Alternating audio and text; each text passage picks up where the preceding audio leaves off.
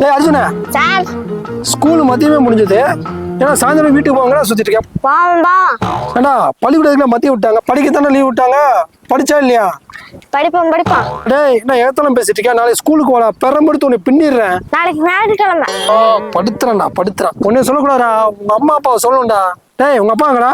அவன் தான் கேட்கணும். அடிச்சிருவோம் போல. அது கொஞ்சம் கீழே போடு. ம். அதான் போறாருல, அது உங்க அப்பா தானே? ஏடா உங்க அப்பா தானே? நான் தான் ஒரு பையன். ஏய் இங்க வாங்க. என்னங்க பிள்ளை பத்து வச்சிருக்கீங்க? நான் மேல அவங்க அம்மா பேச என்ன எல்லாமே தேவைத்தனமா ஏதாவது பேசிட்டு இருக்கேன். அங்க படிக்கிறானா இல்ல என்ன பேசுறா, எப்படி பேசுறான்னு கவனிக்கிறது இல்லையா? நான் ஒரு கேள்வி பதில் சொல்லிட்டேன். கேளுங்க. முதலாளி வீட்டுல 50 மாடு நான் தான் மேய்க்கிறேன். மாடுக்கு இல்லைனாலும் பால் இல்லைனாலும் யாரும் கேட்பாங்க? உங்களதான் கேட்பாங்க. அப்புறம் இது என்ன இப்படி ஏகத்தனமா பேசுறேன். இப்ப புரிஞ்சு போச்சு. உங்க ஊர்ல நின்று வச்சுங்க, நான் பைத்தியம் போயிருவேன். நான் கிளம்புறேன். கிளம்புறேன். என்ன நின்றுருக்கீங்க? அடம் போங்கய்யா. கொஞ்சம் அந்த மாடை பிடிச்சிட்டு வாடா.